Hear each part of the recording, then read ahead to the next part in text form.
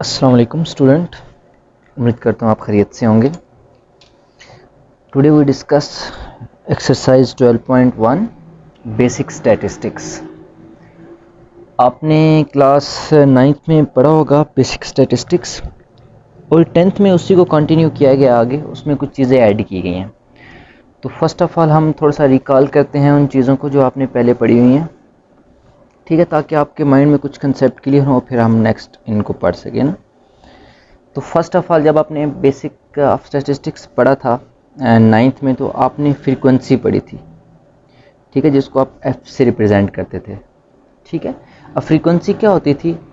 Numbers of data जो repeat हो रहा है। लेट्स सपोज डिफरेंट एग्जांपल्स में अगर हम मार्क्स की बात करते हैं तो मार्क्स के ये डिजिट कितने टाइम रिपीट हो रहा है, या कोई भी टर्म की जो रिपीटेशंस होती है ना, उसको रिप्रेजेंट करने के लिए हम फ्रीक्वेंसी यूज़ करते थे कि इस ग्रुप में कितने पर्सन है, उसके लिए उस फ्रीक्वेंसी का वर्ड आता था, ठीक है। तो फिर हमने नेक्स्ट फ्रीक्वेंसी डिस्ट्रीब्यूशन कंस्ट्रक्ट करनी होती थी। हमारे पास डाटा होता था, लेट्स सपोज 1 2 3 1 7 1 3 5, इस तरह का हमें फ्रीक्वेंसी डिस्ट्रीब्यूशन में कन्वर्ट करना होता था, ठीक है।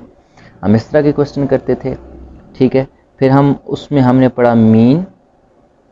मीन बेसिकली क्या होता है? एवरेज होती है sum of data divide by number of data, okay. फिर आपने मीडियन पढ़ा। अब ये मीडियन को यहाँ पे थोड़ा सा कंटिन्यू किया गया। अब मीडियन का सिंबल आपने क्या पढ़ा था? एक्स बार, ठीक है। अब मीडियन का फार्मूला अगर हम ग्रुप डाटा की बात करें तो आपने पढ़ा था n/2 th, यानी उस नंबर पे जो ऑब्जर्वेशन आएगी, ऑब्जर्वेशन या पोजीशन, ठीक है। अब n/2, अब जब ग्रुप डाटा होता है ना, तो ग्रुप डाटा में n की वैल्यू समेशन f होती है, तो इसी फार्मूला को आप वहाँ पे लिखते थे समेशन f/2। n/2 लिखें या समेशन f/2 लिखें, दोनों का मीनिंग सेम है, ठीक है। ये आप मीडियन पढ़ते होते थे, ठीक है। मीडियन के बाद फिर आप मोड पढ़ते थे। मोड क्या होता है? मोस्ट फ्रीक्वेंट वैल्यू, कोई वैल्यू कितने टाइम रिपीट हो रही है, ठीक है। अब उसके बाद फिर आपने पढ़ा था frequency polygon. Frequency polygon basically एक ग्राफ था जिसके एक्स एक्सिस के अलोंग आप मिड पॉइंट लेते थे, और वाई एक्सिस के अलोंग आप क्या लेते थे? फ्रीक्वेंसी। इस तरह हिस्टोग्राम भी एक ग्राफ था, वाई एक्सिस में सेम फ्रीक्वेंसी रहती थी, एक्स एक्सिस पे क्लास बाउंड्रीज आ जाती थी, ठीक है। ये क्लास बाउंड्री का भी आपने कंसेप्ट पढ़ा था, व्हाट इज़ क्लास बाउंड्री, ठीक है। लेट्स सपोज मैं कोई भी एग्जांपल लेता हूँ 1 to 10, ठीक है। फिर नेक्स्ट ले लेता हूँ 11 to 20, 21 to 30। अब ये क्लास इंटरवल्स हैं। अब इसको हम क्लास बाउंड्रीज में कैसे कन्वर्ट करते थे?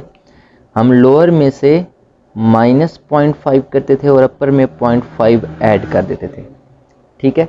तो लेट्स सपोज अब लोअर 1 है, 1 में से 0.5 सब्ट्रैक्ट करें तो 0.5, और अपर में ऐड करें तो 10.5। सेम 11 में से 0.5 सब्ट्रैक्ट करें तो 10.5, और 20 में ऐड करें तो 20.5। नेक्स्ट 21 में से सब्ट्रैक्ट करें तो 20.5, और फिर ये 30.5, ओके। तो ये क्लास इंटरवल्स थे, और फिर ये हमारे पास क्या आ गई? क्लास बाउंड्रीज आ गई, जो कि हमने वहाँ पे पढ़ी थी, अभी अब यहाँ पे भी हम यूज़ करेंगे, ओके। अब न्यू आपने इस क्लास में क्या पढ़ना है? आपने पढ़ना है कम्युलेटिव फ्रीक्वेंसी पॉलीगॉन। अब ये जो चीज़ मैंने आपको एग्जांपल बताई है ना, यही एग्जांपल आपके एक्सरसाइज का क्वेश्चन नंबर 1 है, उसका कुछ डाटा इसी तरह है, ठीक है। आपने उसे सॉल्व कर लेना है। फिर क्वेश्चन नंबर 2 हम किस तरह सॉल्व करेंगे? कम्युलेटिव फ्रीक्वेंसी पॉलीगॉन, उसमें कैलकुलेट करना है। क्वेश्चन 2 और 3 एक जैसा है। अगर 3 अंडरस्टैंड कर लिया तो कम्युलेटिव फ्रीक्वेंसी से रेलेवेंट जितने भी क्वेश्चन हैं वो आप कर लेंगे। अब कम्युलेटिव फ्रीक्वेंसी क्या है, उसके लिए एक पॉइंट आप नोट कर लें। कम्युलेटिव फ्रीक्वेंसी में एक्स एक्सिस के अलोंग अपर क्लास बाउंड्री आएगी, ओके। एक्स एक्सिस के क्या अलोंग क्या आएगी? Upper class boundary. और वाई एक्सिस के अलोंग क्या आएंगे? आपके पास कम्युलेटिव फ्रीक्वेंसी का वर्ड है ना, वो फ्रीक्वेंसी पॉलीगॉन थी, तो सिर्फ फ्रीक्वेंसी यूज़ करते थे। ये कम्युलेटिव फ्रीक्वेंसी है, तो यहाँ पे वाई एक्सिस के अलोंग कम्युलेटिव फ्रीक्वेंसी हम यूज़ करते थे। अब कम्युलेटिव फ्रीक्वेंसी भी आपने पहले पढ़ा हुआ, व्हाट इज़ कम्युलेटिव फ्रीक्वेंसी? जब आप हर प्रीवियस फ्रीक्वेंसी में न्यू फ्रीक्वेंसी ऐड करते हैं तो आपके पास क्या आ जाती थी? कम्युलेटिव फ्रीक्वेंसी, ठीक है। लेट्स सपोज यहाँ पे एग्जांपल मैं ले देता हूँ। फर्स्ट क्लास की फ्रीक्वेंसी 7 है, सेकंड क्लास की 2 है, थर्ड की 3 है, फिर नेक्स्ट की 5 है। ये फ्रीक्वेंसीज गिवन है ना। अब इसकी कम्युलेटिव फ्रीक्वेंसी क्या हो जाएगी, जिसे हम CF कहते हैं, पहले की एज इट इज़ रहती है। अब प्रीवियस 7 है और न्यू क्लास की 2 है, तो 7 + 2 9। अब प्रीवियस 9 है, न्यू की क्या है 3 12। अब प्रीवियस 12 है और न्यू क्या है 5 17 आ जाएगी। तो ये बेसिकली कम्युलेटिव फ्रीक्वेंसी है जब आप हर न्यू में ओल्ड वन को ऐड करते हैं। ये देखें यहाँ ओल्ड ऐड हुई, old add, old add. Okay, तो ये सारे कंसेप्ट जो आपने पहले पढ़े थे यहाँ पे हम उसको रिकॉल अप करेंगे। ठीक है, तो फ्रीक्वेंसी पॉलीगॉन में इस तरह, अब फ्रीक्वेंसी पॉलीगॉन में जो आपके ग्राफ्स आएंगे ना, आपके पास पहले डिफरेंट पॉइंट्स आएंगे। लेट्स सपोज इस तरह के डिफरेंट पॉइंट्स आ रहे हैं हमारे पास। अब उन पॉइंट्स को with the help of scale आप स्ट्रेट लाइन से ज्वाइन करेंगे। ठीक है, यानी हर पॉइंट को क्या ड्रा करेंगे, एक स्ट्रेट लाइन से। और पॉलीगॉन है ना, तो पॉलीगॉन एक क्लोज शेप होती है, तो लास्ट पे आप इसको आखिर में खुद से एक पॉइंट लेके क्लोज कर देंगे। बस समझ आ गई। अब नेक्स्ट आपके पास क्या होगी, ओजाए। ठीक है, इसे क्या पढ़ेंगे, ओजाए।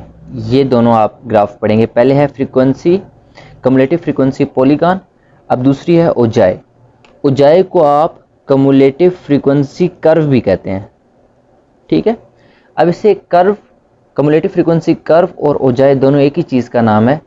इन दोनों में डिफरेंस क्या है, ये भी वो, इसमें भी एक्स एक्सिस पे अपर क्लास बाउंड्रीज ही रहेंगी और वाई एक्सिस पे कम्युलेटिव फ्रीक्वेंसी रहेंगी। एक्सिस इसमें चेंज नहीं होंगे। चेंज इसका कहाँ आएगा, चेंज लेट्स सपोज उसी तरह के पॉइंट लेता हूँ मैं मैंने जो वहाँ पे लिए थे।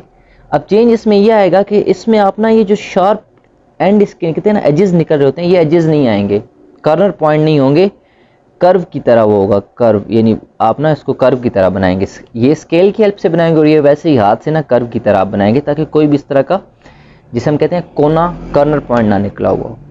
ठीक है, और इसके एंड पॉइंट को ना, यहाँ पे मैंने इसे एंड कर दिया, एंड पॉइंट को ज्वाइन नहीं करेंगे। ठीक है, एक और एग्जांपल बता देता हूँ, एंड पॉइंट को आप ज्वाइन नहीं करेंगे इस तरह।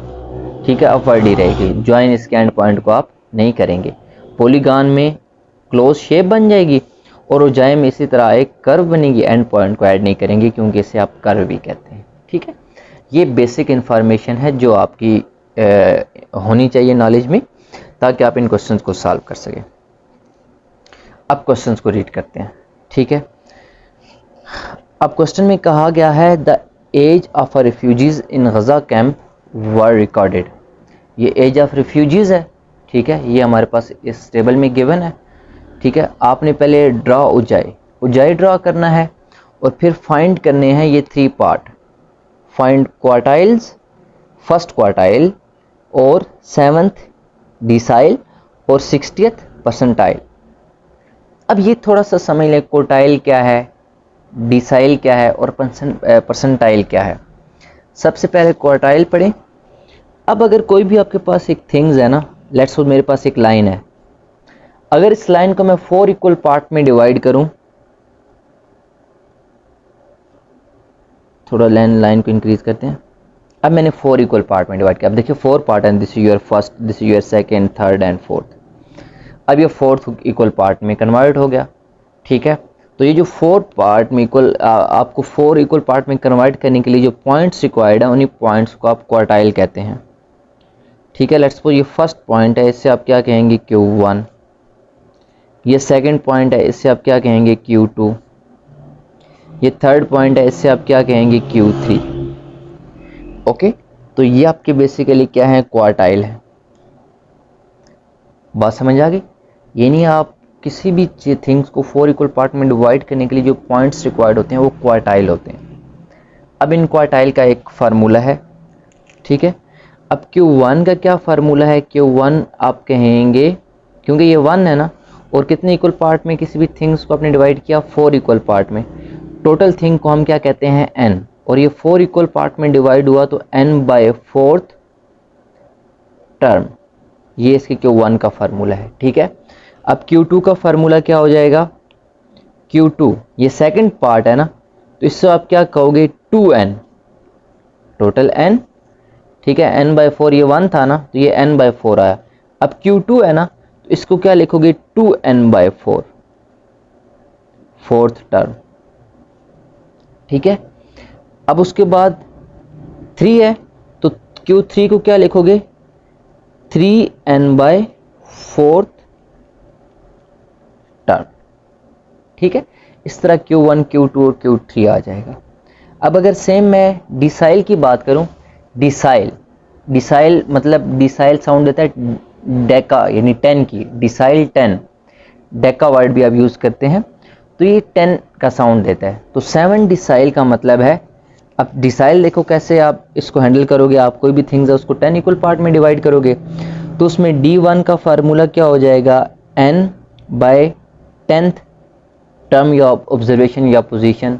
D2 का फार्मूला क्या हो जाएगा 2n/10। Same up to so on D7 का फार्मूला क्या हो जाएगा आपके पास 7n/10, ठीक है। अब परसेंटाइल में फर्स्ट परसेंटाइल का फार्मूला क्या हो जाएगा 1/100, सेकंड का 2/100, इसी तरह आपने 60th फाइंड करना है ना, तो 60th का फार्मूला क्या हो जाएगा 60th n/100 टर्म, ओके। अब ये सारी इंफॉर्मेशन है जो यहाँ पे यूज होंगी। अब ये एक क्वेश्चन आपके मैक्सिमम एक्सरसाइज के जो क्वेश्चन है उनको कवर कर रहा है, ये सारी इंफॉर्मेशन जो मैंने यहाँ पे बताई है, ओके। अब नेक्स्ट यहाँ पे कहा गया है उगाए, आप इसको ड्राइव करें, इसको ड्रा करें। तो इसके लिए मैं थोड़े से पॉइंट लिखता हूँ। आपको क्या रिक्वायर्ड है, एक्स एक्सिस पे अपर क्लास बाउंड्री, ओके, और वाई एक्सिस पे क्या रिक्वायर्ड है, कम्युलेटिव फ्रीक्वेंसी। तो ये दोनों चीज़ें कैलकुलेट करेंगे। अब ये फ्रीक्वेंसी है, तो यहाँ से हम कम्युलेटिव फ्रीक्वेंसी कैलकुलेट कर लेते हैं फर्स्ट क्लास की 5। अब प्रीवियस 5 है और न्यू इसमें क्या ऐड हुई है 16, तो आंसर क्या आ जाएगा 21। अब प्रीवियस 21 है, न्यू इसमें 12 ऐड हुआ है, तो आंसर इसका क्या हो जाएगा 33। अब प्रीवियस 33 है, न्यू 10 है, तो आंसर क्या हो जाएगा 43, ओके। अब प्रीवियस 43 है, न्यू 8, तो इसका आंसर हो जाएगा 51, ओके। प्रीवियस 51 है, न्यू 4 है, तो आंसर आ जाएगा 55। ये हमने कम्युलेटिव फ्रीक्वेंसी फाइंड की जी क्लास। अब कम्युलेटिव फ्रीक्वेंसी हमने कैलकुलेट कर ली।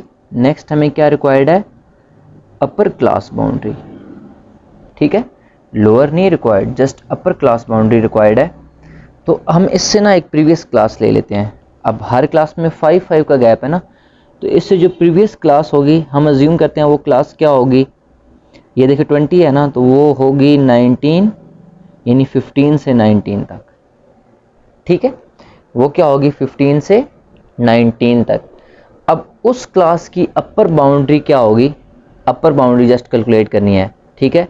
और आपने पढ़ा हुआ है कि लोअर में क्या करते हैं 0.5 सब्ट्रैक्ट करते हैं और अपर में 0.5 ऐड करते हैं। It's mean you just add अ 0.5 इन अपर, सिर्फ आखिरी वैल्यू में 0.5 ऐड करते जाएंगे तो आपके पास अपर आती जाएगी। तो ये 19 है ना, तो 0.5 ऐड करेंगे तो यहाँ पे आ जाएगा 19.5, this is 24, 24.5, this is 29, 29.5, this is 34.5, this is 39.5, this is 44.5 and this is 49.5, okay. अब ये दोनों चीज़ें कंप्लीट हो गई। अब इनके अकॉर्डिंग आपने क्या फाइंड करना है, फर्स्ट क्वार्टाइल, 7th डिसाइल और आपने लास्ट पे 60th परसेंटाइल कैलकुलेट करना है, ओके। अब ये इंफॉर्मेशन हम अपने सामने रखेंगे और ग्राफ पेपर पे ड्रा करेंगे।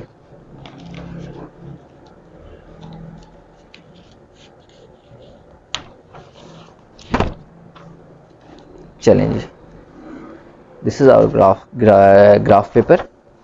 अब ग्राफ पेपर में देखें, this is your X axis, this is your Y axis. अब एक्स एक्सिस पे जो लोएस्ट, अच्छा इसकी कम्युलेटिव फ्रीक्वेंसी भी फाइंड कर लेते हैं, जिसकी कोई भी फ्रीक्वेंसी नहीं होती उसकी फ्रीक्वेंसी क्या होगी 0, ठीक है। अब यहाँ पे देखें ये कहाँ से स्टार्ट होगा 19.5 से और हमें कहाँ तक पॉइंट रिक्वायर्ड है 49.5 तक, ओके। तो यहाँ पे हम ग्राफ के अंदर कंप्लीट करेंगे। ओके, पहले हम लाइन ड्रॉ करते हैं, फिर उसके बाद पॉइंट्स को देखते हैं।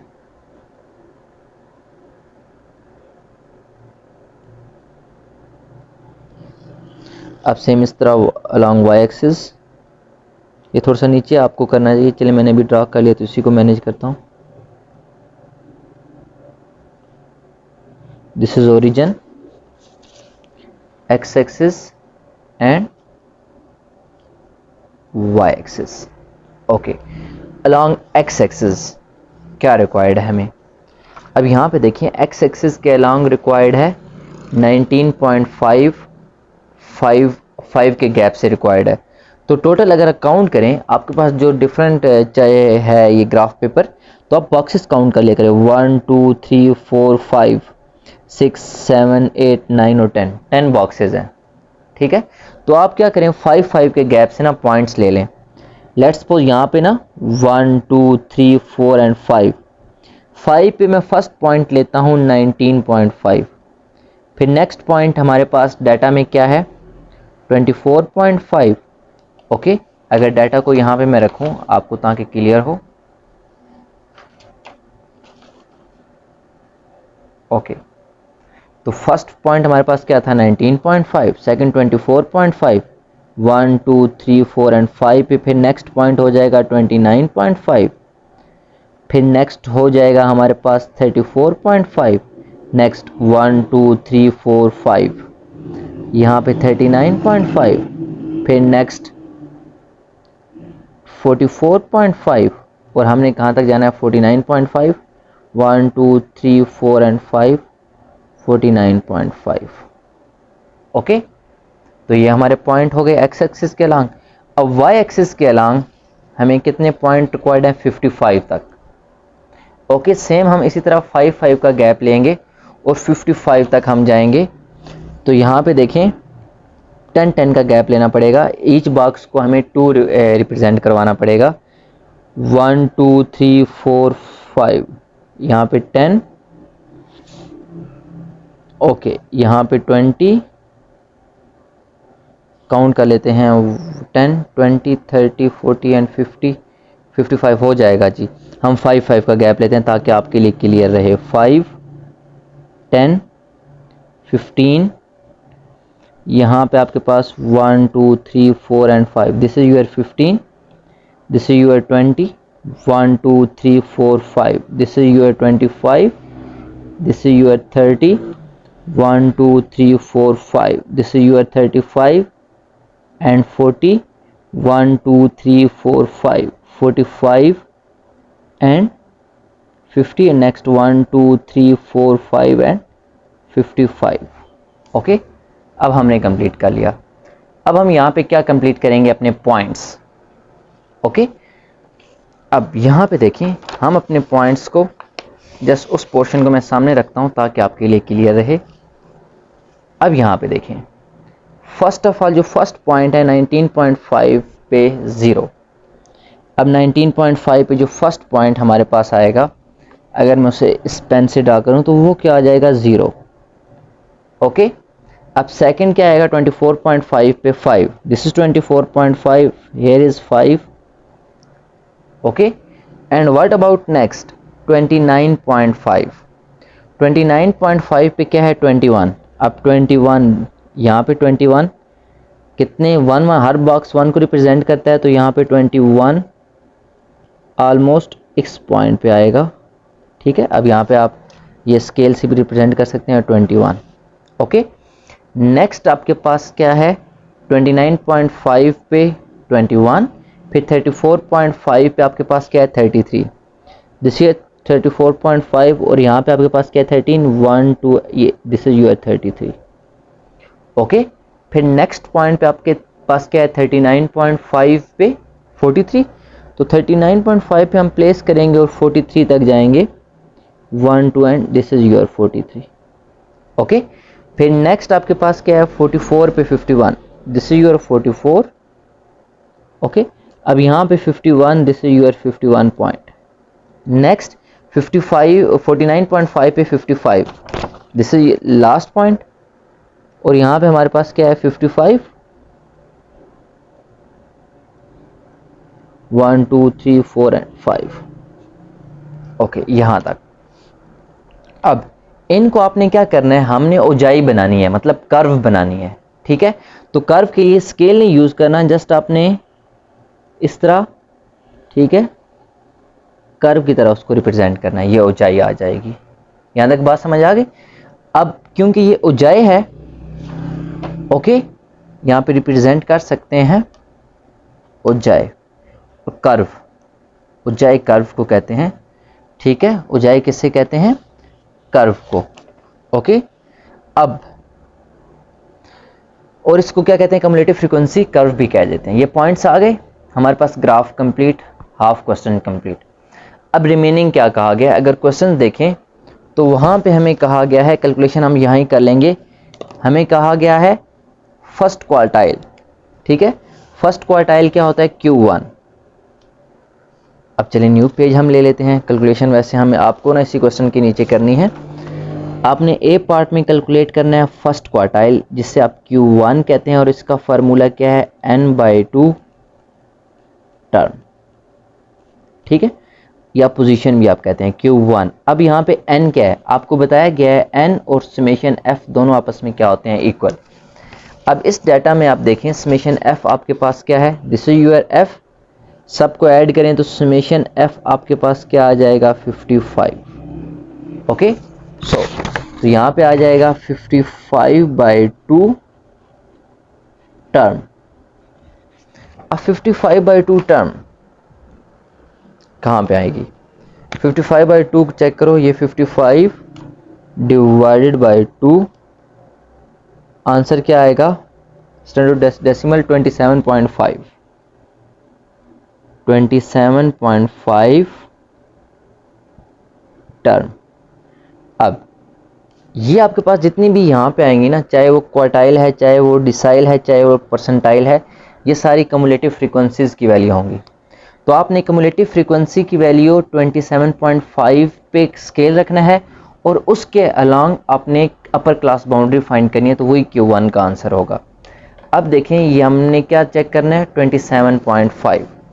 तो यहाँ पे आपके पास जो ग्राफ है, उस ग्राफ में देखें 27.5 कहाँ लाई कर रहा है, दिस इज 25, 25 के बाद नेक्स्ट बॉक्स में 26, फिर 27, और 27 से थोड़ा सा आगे नेक्स्ट बॉक्स में जाएंगे तो क्या आएगा आपके पास, 27.5।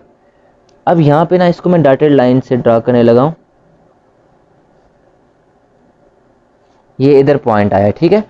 अब इस पॉइंट के अलॉन्ग आपने बिल्कुल स्ट्रेट डाउनवर्ड आना है, ठीक है, वो भी डॉटेड लाइन के अलॉन्ग। अब यहाँ पे देखें वैल्यू क्या होगी, 29, 29 के बाद 30.5, 31.5, और उसके बाद 0.5 आगे जाना है, तो 31.5 से पॉइंट आगे जाए तो 32 बन जाएगी। ओके, अब Q1 की वैल्यू क्या बन जाएगी, 32। Okay, this is your answer.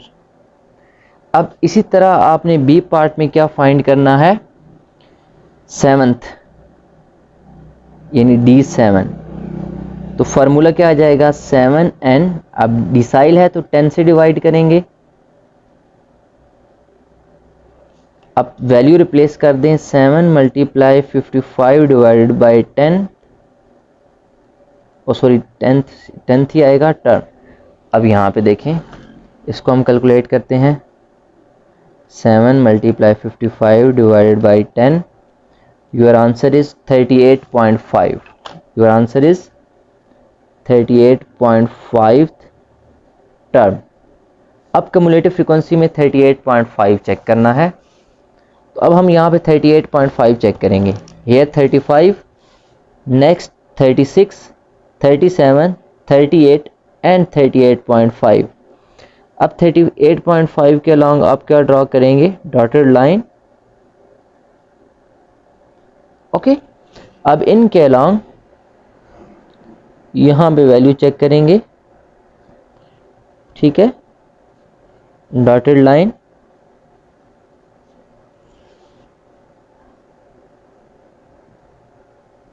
Okay, अब यहाँ पे वैल्यू देखें कहाँ पे आ रही है, दिस इज 34, This is 35.5, 36.5, 37.5.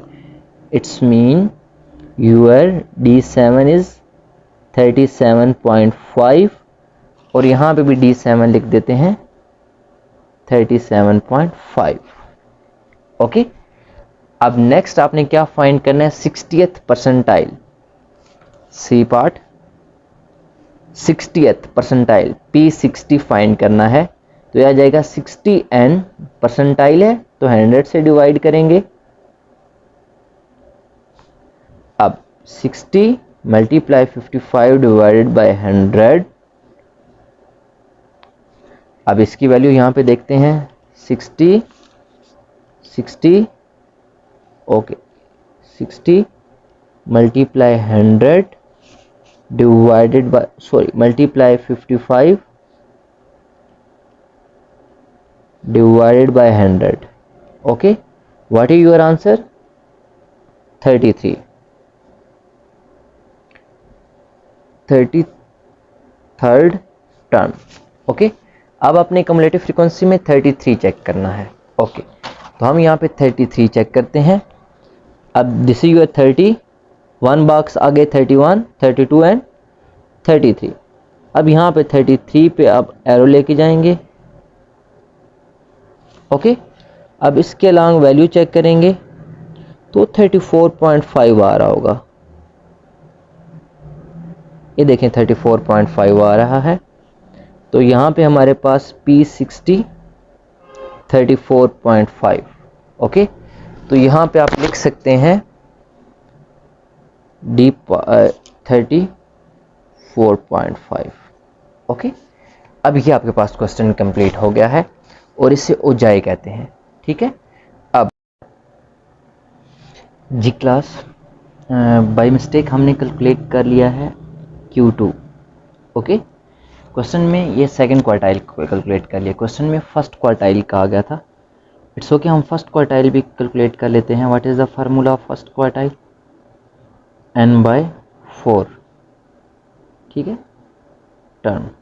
और सेकंड क्वार्टाइल का फार्मूला था 2n/4. 2 का टेबल 2 टाइम तो n/2 बन जाता था. ठीक है, अब यहाँ पे 55/4 पुट करेंगे तो आंसर क्या आ जाएगा, हम कैलकुलेटर पे चेक करते हैं. 55 divided by 4, answer is 33.75. Approximately 34 हम इसे कह सकते हैं. ठीक है, 33 कह रहा हूँ, 13.75 अप्रॉक्सीमेटली हम 14 कह देते हैं. ओके, अब 14 को आप चेक करते हैं हम अपने ग्राफ में तो हमारी क्या वैल्यू आती है, हम इजीली 14 को भी चेक कर सकते हैं. ओके, सो हेयर स्केल हमने क्या चेक करना है, 14. अब यहाँ पे देखें 15 से एक स्टेप पहले 14 है. अब 14 पे आप डॉटेड लाइन लगा के ले आएँ. अब ये ग्राफ पे इस पॉइंट पे मीट कर रही है, इसके अलॉन्ग आप वैल्यूज़ देखें. ओके, तो ये इसके अलॉन्ग जो अप्रॉक्सीमेटली वैल्यू आ रही है ना, वो क्या आ रही है, 24.5, 25, 26, 27.5. अप्रॉक्सीमेटली क्या आ रही है आपके पास, 27.5. तो ये आ रहा है 27.5 इज Q1 आंसर. ठीक है, इसी तरह आप कोई भी टर्म जिस तरह भी गिवन हो आप कैलकुलेट कर सकते हैं. एक्स्ट्रा इन्फॉर्मेशन दे रहा हूँ, अगर आपको कम्युलेटिव फ्रीक्वेंसी पॉलीगॉन कहा जाए, ठीक है, तो ये मैं आपके पेंसिल से ड्रा करने लगा हूँ. पॉलीगॉन के लिए आपने क्या करना होगा, स्केल लेना है और स्केल लेके, अब रेड से मैं ड्रा करने लगा हूँ इसी के अंदर, स्केल लेके आपने सिंपल क्या करना है, ईच एवरी पॉइंट के अलॉन्ग आपने इसी तरह स्केल से पॉइंट्स ड्रा करने हैं. किससे पॉइंट ड्रा करने हैं, with the help of scale. ये कब करने हैं, पॉलीगॉन. पॉलीगॉन में क्या होती हैं, साइड्स. और साइड्स कैसे बनती हैं, स्केल से. कर्व में साइड्स नहीं होती, कर्व में आपके पास कर्व पॉइंट्स होते हैं. ठीक है, तो वहाँ पे साइड्स आप ओके, तो ये आपने with the help of scale करना है. ठीक है, और आखिर में फिर एक्स्ट्रा पॉइंट लेके आपने इसी तरह एक्स्ट्रा पॉइंट यहाँ पे आएगा ना, तो इसको आपने इस तरह ज्वाइन कर देना है ये इधर. तो ये क्लोज शेप जो रेड से अभी मैंने ड्रा किया ना, ये रेड से आपके पास क्या बनेगी, कम्युलेटिव फ्रीक्वेंसी पॉलीगॉन.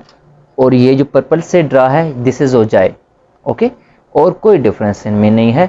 वैल्यूज़ भी अप्रॉक्सीमेटली सेम आएगी, कुछ पॉइंट्स का डिफरेंट होगा, ठीक है, जो कि निगलेक्टेबल होता है अक्सर। This is your question. अब अगर ये क्वेश्चन आपको क्लियर है तो आपको एक्सरसाइज 12.1 ऑलमोस्ट क्लियर है, उसमें यही सारे कंसेप्ट यूज़ हो रहे हैं, ओके। अगर कोई भी क्वेश्चन क्लियर नहीं है तो आप कमेंट बॉक्स में क्वेश्चन पूछ सकते हैं, क्लास में भी पूछ सकते हैं। जज़ाकुमुल्लाह खैर, खुश रहें, खुशियाँ बांटें।